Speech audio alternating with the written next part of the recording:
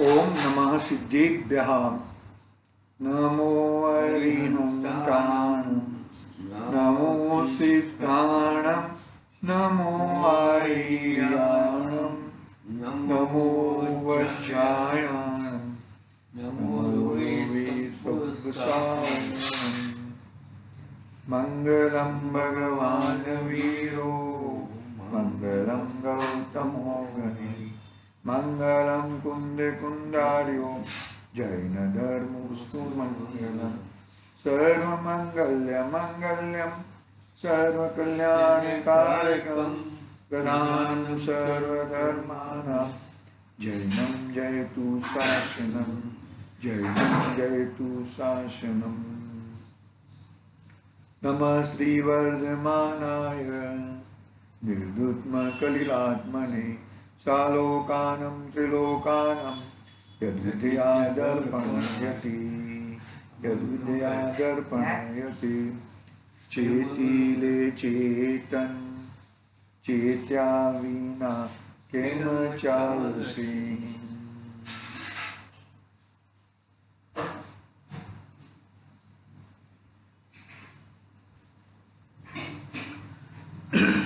रत्नकरण सावकाचार आचार्य श्री समदभद्र देवदास रचित ये श्रावकाचार का महान ग्रंथ। श्रावकाचार कैसे, श्रावक का जीवन कैसा होना चाहिए, सम्यक दर्शन, सम्यक ज्ञान पूर्वक सम्यक चारित्र कैसा होना चाहिए, उसकी बात प्रारंभ करते हैं। हाँ, क्या कहते हैं, अभी अपना कल दो अनर्थ दंडवत के दो चीज हमने पढ़ी थी। कौन कौन सी? पापोपदेश और हिंसा दान। फिर उसके बाद अपध्यान की बात आज करेंगे। अपध्यान, पापोपदेश हिंसा दान की बात हुई थी। अपध्यान, हाँ अपध्यान, अपध्यान। अरे संभळाय छे, तू શું કરવા માટે પરેશાન થાય છે? સંભળાય છે, અમને બરોબર સંભળાય છે। अपध्यान, अपध्यान की चर्चा हम आज प्रारंभ करेंगे। अपध्यान में क्या कहा?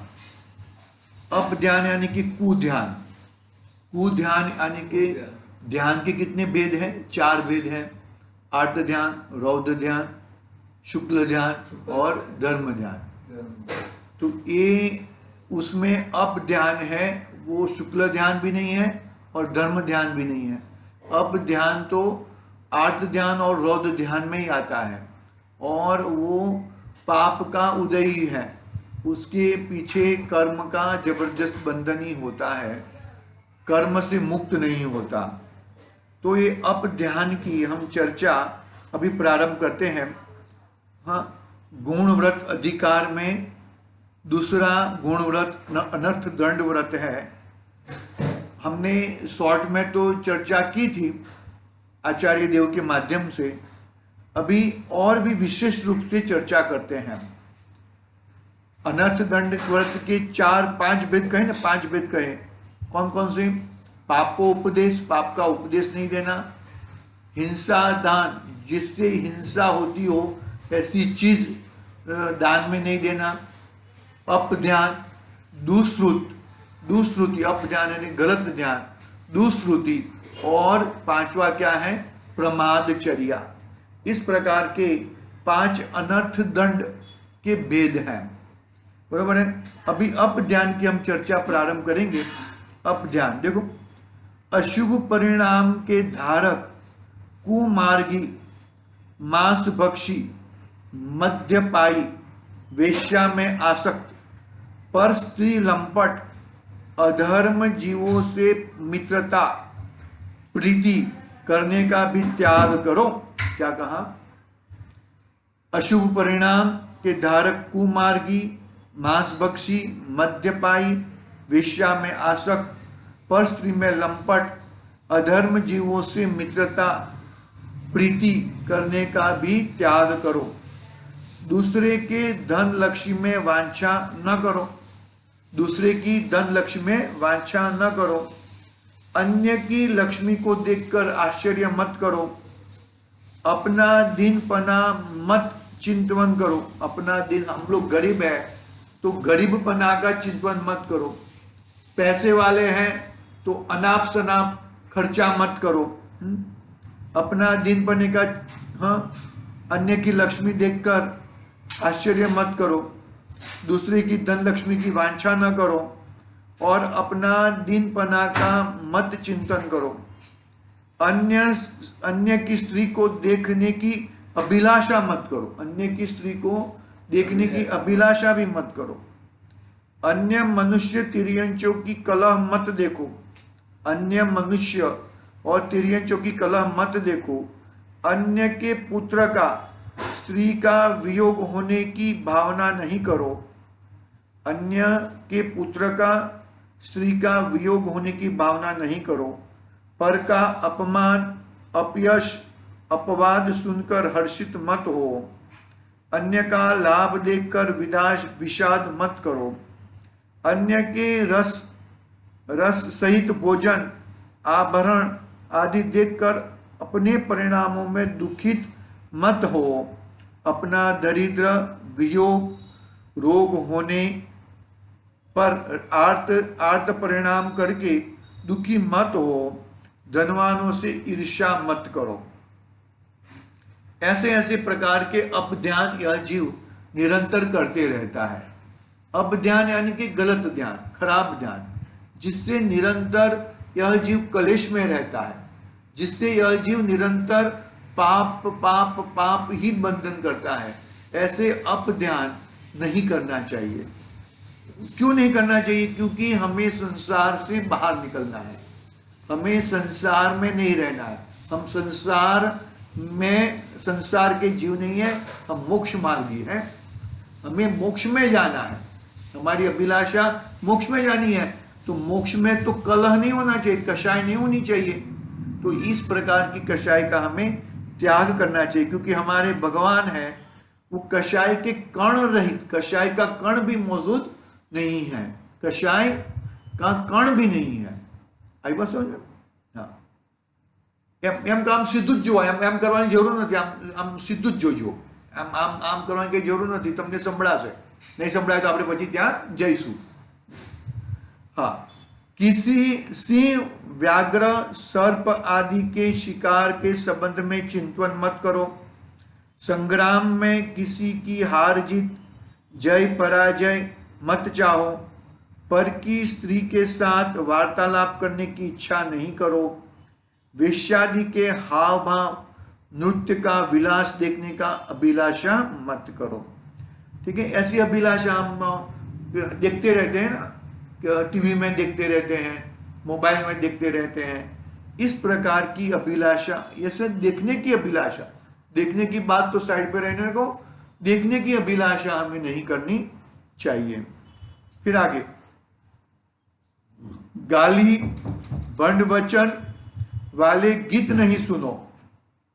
खोटे राग, स्वांग, कुतूहल परिणामों को मलिन करने के कारण होने से इन्हें सुनना देखना दूर से ही छोड़ो। दरिद्रता आ जाने पर भी नीची प्रवृत्ति द्वारा आजीविका नहीं करो। दरिद्रता आ जाए तो दरिद्रता आ जाने के बाद भी निचली कक्षा की प्रवृत्ति मत करो, आजीविका नहीं करो। क्यों नहीं करो? कि तुम्हारी दिन पना दिख रहा है, ऐसा आराम से जितना मिलता है वो हिसाब से जीवन चलाओ। देखो, जैन का जो व्यक्ति है, जैन है, उसको इतना तो पुण्य रहता ही है कि उसको आराम से भोजन की व्यवस्था हो जाए, रहने की व्यवस्था हो जाए, कपड़े की व्यवस्था हो जाए। इतना तो नियम से उतना पुण्य लेके ही जन्मता है वो। इतनी ज्यादा वांछा रहेगी तो प्रॉब्लम हो सकता है। लेकिन निरंतर हमें ये चाहिए, हमें वो चाहिए, हमें ये करना है, हमें वो करना है, इस प्रकार की यदि चिंता करोगे तो वो अप ध्यान में आएगा। देखो, हाँ, जिनालय आदि धर्म स्थानों में स्त्रियों की कथा, राजकथा, चोर कथा, भोजन कथा, महापाप का बंद करने वाली कथा भी नहीं करो। मंदिर में जाके ओटले पे बैठ के क्या करना, राज कथा करना, स्त्री कथा करना, भोजन कथा करना, ऐसी कथाएं मत करो। स्त्रियों की कथा करना ऐसे फिर मंदिर में और क्या, लेन देन का व्यवहार, सगाई ब्याह सगाई का झगड़ा, न्याय पंचायती, जाति कुल का विसंवाद, जिन मंदिर में बैठकर कभी नहीं करो, वो अपध्यान में जाता है। ऐसे कोई भी कार्य नहीं करनी चाहिए। मंदिर हो, स्वाध्याय भवन हो, अरे हमारे नियरेस्ट में कोई ज्ञानी पुरुष हो, हमारे नियरेस्ट में मुनिराज हो, तो भी मुनिराज को सुन के भी इस प्रकार के ध्यान, ऐसे अपशब्द, ऐसी बातें नहीं करनी चाहिए जिससे मुनिराज को उनके ध्यान में खलेल पड़े। एक्चुअली मुनिराज को खलेल नहीं पड़ सकता, लेकिन फिर भी पड़ सकता है, उनका ध्यान खंडित होने वाला है। और हम लोगों ने ऐसी बातें की तो वो इस प्रकार के ध्यान में आ जाएंगे, अपध्यान। तो ये अपध्यान का दोष हमें लगेगा। मतलब देखो, कोई सोता हो तो हम उसको ऐसा हम उठाते नहीं है ना, भाई सो जा आराम से। खाता है तो भी हम भाई आराम से खा ले, तो हम ऐसा कहते हैं ना, खाना खा के बाद में बात करेंगे, सोने के बाद, उठने के बाद बात करेंगे।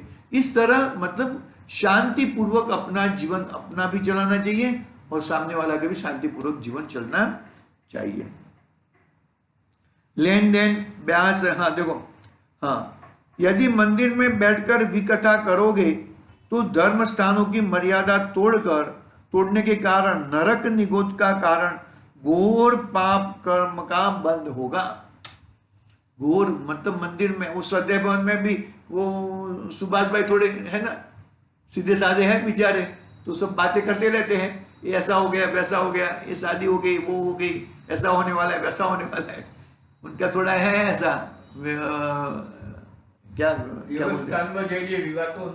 ना करिए। ऐसी बातें करने से क्या होता है, वो बोलते हैं ना कि दूसरे क्षेत्र में, अन्य क्षेत्र कृतम पापम धर्म क्षेत्र विविनश्यति, आणि धर्म क्षेत्रम कृतम पापम वज्रलेप लिपति।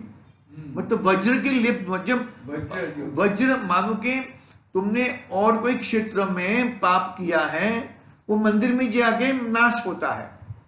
और जो मंदिर में ही पाप करेगा तो वो वज्र के समान, पत्थर की लकीर के समान हो जाता है। तो हमें मंदिर में जाके इस प्रकार की किसी भी प्रकार की अनर्गल बातें हमें नहीं करनी चाहिए। कोई भी आए ना तो भी, अरे कोई और भी बात है ना, तो मंदिर में बाहर आके बात करनी चाहिए। मतलब कोई बात करने का भाव आ गया, कुछ काम करने का बात आ गया, मंदिर से बाहर निकले, हाँ मंदिर के बाहर जाके करो, कोई प्रॉब्लम नहीं, हमें क्या प्रॉब्लम है ऐसा। मंदिर को पहले आवक आवજો क्या उतना જોઈએ હું તો કभी क्या देखो, यदि मंदिर में बैठकर विकथा करोगे तो धर्म स्थान की मर्यादा तोड़ने का कारण नरक निगोद का कारण घोर पाप कर्म का बंद होगा। इसलिए मंदिर व धर्मयातनों में पाप का बंद बढ़ाने वाले कार्यों का दूर से ही त्याग कर देना चाहिए। जिन मंदिर में भोजन, पानी, तांबूल, गंध, पुष्प, विषय आदि शयन करना, उच्च आसन पर बैठना, वणिज, सगाई, ब्याह, झगड़ा, गाली के वचन, हास्य के वचन, अभिनय, आरंभ के वचनों में कभी प्रवर्तन न करो। ऐसे मंदिर में ये सब अब ध्यान में आ जाता है। देखो, मंदिर में हम कोई अच्छी तरह से कोई ध्यान में बैठा है, कोई पूजन करता है, कोई स्वाध्याय करता है, तुम इस प्रकार की जोर से बोलना भी नहीं चाहिए। जोर से बोलेंगे तो उसका बेचारे का ध्यान बिगड़ता है, उसका गड़बड़ होता है। इस तरह से आवाज ना बोलो। हाँ, अरे इस तरह से भक्ति करनी चाहिए, इस तरह से पूजन करनी चाहिए कि दूसरे को अपना आवाज दूसरे तक न जाए, इस तरह से अपनी आगे। हाँ हाँ, હાસ્યથી બધેલું પાપ રોકતો પણ छूटશે नहीं। हंस हंस के बधा हुआ पाप रोते रोते भी હાસ્ય छूटेगा। મોટા મોટું પાપ છે. हाँ એટલે हास्य, હસતો એ હાસ્ય જ કહેવાય કે हाँ हाँ बराबर। इस तरह अपना देखो झगड़ा, गाली के वचन, हास्य के वचन, अभिनय, आरंभ के वचन कभी प्रवर्तन नहीं करो। इस तरह अप ध्यान की बात पूरी होगी। अभी आगे दुस्तुति, स्तुति करते हैं, स्तुति करते हैं, स्तुति यानी भगवान की स्तुति करते हैं ना, तो दुस्तुति, गलत स्तुति करते हैं वो भगवान, हाँ ऐसा ऐसा पढ़ते हैं। देखो यहाँ पे मिथ्या श्रुत का श्रवण नहीं करो, यानी कि गलत जिनवाणी है तो गलत बात, गलत जिनवाणी मत पढ़ो, मत सुनो। जिनके सुनने से विषय में राग बढ़े, हास्य कौतुक उत्पन्न हो, काम जागृत हो जाए, भोजन के अनेक स्वादों में चित्त चला जाए, ऐसी कथनी श्रवण मत करो। बस उसने क्या कहा, मिथ्या श्रुत का श्रवण मत करो। श्रुत यानी कि जिनवाणी, तो जो अपने को मिथ्यात्व में रहे, अपना मिथ्यात्व को और दृढ़ करे, ऐसी जिनवाणी मत पढ़ो। जिनके सुनने से विषयों में राग बढ़े, हास्य कौतुक उत्पन्न हो, काम जागृत हो जाए, भोजनों के अनेक स्वादों में चित्त चला जाए, ऐसी कथनी श्रवण मत करो। स्त्री पुरुषों के पाप रूप चारित्र की कथा, स्त्री पुरुषों के पाप रूप चरित्र की कथा, भूत प्रेतों की असत्य कथा, भूत प्रेतों की असत्य कथा, हिंसा की प्रधानता के धारक वेद स्मृति आदि अन्य ग्रंथों की कथा, कपोल कल्पित अनेक कहानियां, फारसी किताबों में लिखे अनेक किस्से, कहानी, महाव्याप, ध्यान कराने वाले होने से सुनना ही नहीं चाहिए। इस प्रकार के हमें कोई बात सुननी नहीं चाहिए। महाभारत, रामायण आदि हिंसा बढ़ाने वाले ग्रंथों की कल्पित कथाएं कभी नहीं सुननी चाहिए। कौन सा? अपना महाभारत, हरिवंश पुराण नहीं, महाभारत। रामायण, पद्म पुराण नहीं, लेकिन रामायण, रामायण में जो अपने आचार्य देवों ने जो बनाए ग्रंथ प्रथमान योग, वो तो रविसेन आचार्य ने पद्म पुराण बनाया, हरिवंश पुराण किसने बनाया वो मालूम नहीं है। तो वो तो एकदम मतलब पहले राग का प्रसंग बताएंगे, फिर थोड़ा वैराग्य के बताएंगे और अंत में केवल ज्ञान भगवान हो गए, इस तरह की कहानियां बताएंगे। लेकिन जो ये रामायण है, महाभारत है, उसमें तो क्या है? नकरी हिंसा, नकरा द्वेष, एक दूसरे का काटकूट, इस तरह के प्रथमान युग नहीं थे। ऐसे जीव जिससे उश्किराट बढ़े, जिससे कषाय बढ़े। जिनवाणी सुनने से कषाय मंद पड़नी चाहिए। जिनवाणी पढ़ने से कषाय बढ़े तो वो जिनवाणी कहेगी, वो शास्त्र नहीं है, शस्त्र हो जाएगा। शास्त्र और शस्त्र में मालूम पड़ा कि नहीं पड़ा? जिनवाणी मारने का, हाँ मारने का वो जो भी है वो तो मतलब इस जिससे अपना काम, अपना कषाय मंद हो, ऐसा हमें कार्य करना चाहिए। हाँ, इस प्रकार कषाय, देखो आई ना, इस प्रकार कषाय को उत्पन्न करने वाले क्रोधियों के वचन, अभिमानियों के मद भरे वचन, मायाचारियों के कुटिल वचन, लोभियों के लालसा उत्पन्न करने वाले वचन, मध्यम मांस अपक्ष के स्वाद की प्रशंसा करने वाले के वचन, मध, अमल, भांग, तमाकू, हुक्का की प्रशंसा करने वाले वचन कभी नहीं सुनने चाहिए। वो उस प्रकार की ऐड आती है ना, टीवी में ऐड भी आती है, इस प्रकार की ऐड भी हमें देखनी नहीं चाहिए। ऐड आती है ना, सिगरेट की ऐड आती है, तम्बाकू की ऐड आती है, बाहर की गंदे गंदे खाने की ऐड आती है, ये सब ऐड भी नहीं देखनी चाहिए। बहुत ही जीवन एकदम सुंदर बनाना चाहिए। चरणानुयोग अपना जीवन सुंदर बनाता है और द्रव्यानुयोग आत्मा सुंदर बनाता है। तो आत्मा तो सुंदर है, तो सुंदर आत्मा का श्रद्धान पूर्वक अपना चरणानुयोग मजबूत बने, तो वो वैसे ही चरणानुयोग मजबूत बनेगा तो वहां पे ही आत्मा ठहरेगा। आत्मा કર્ણાનું બનાવ कर्णानी योग में भूगोल है, पूरा विश्व, कैसा विश्व है ये विश्व, ये 5 मेरु कहाँ पर है, विदिक क्षेत्र कहाँ पर है, भरत क्षेत्र कैसा है, ऐरावत क्षेत्र कैसा है, 16 स्वर्ग कैसे हैं, हाँ? बाद में लोकांतिक देव कहाँ रहते हैं, 5 अनुत्तर कहाँ पर है, सिद्धशिला कहाँ पर है, नरक कैसा है, कैसे किस, ये सब वर्णन है, वो कर्णान युग का वर्णन है। પ્રથમાન યુગમાં કથાઓ हाँ, जे अपने 63 सलागा पुरुषों की और अन्य महापुरुषों की कहानियां। આનું પછી પ્રથમાન પછી ચરણાનું યુગ चरणान युग में ये सब देखने हैं। કેમ? સ્વાધ્યાયની ચાવી નથી મળતી એ લોકોને. છોકરાઓ બધા બહાર ઊભા છે. हाँ, ચાવી ક્યાં છે? આપ્યો. हमारे पति पत्नी। हाँ, कर्णान योग में पूरा भूगोल बरोबर है, एक बात। दूसरी बात, कर्णान योग के बाद में चरणान योग में पूरा जीवन चरित्र, मुनिराजों के भी जीवन चरित्र, मुनिराज का जीवन कैसा होता है और श्रावक का जीवन कैसा होता है, और द्रव्यान युग में क्या होता है कि आत्मा की बात, आत्मा परमात्मा की, 7 तत्व की, 6 द्रव्य की, 9 पदार्थों की, ये सब बातें ऐसी आती है। इस प्रकार की बातें हम यहाँ पे थोड़ा आज कम लेते हैं, कल देखेंगे। आज के लिए ओम नमः सिद्धे निज निधि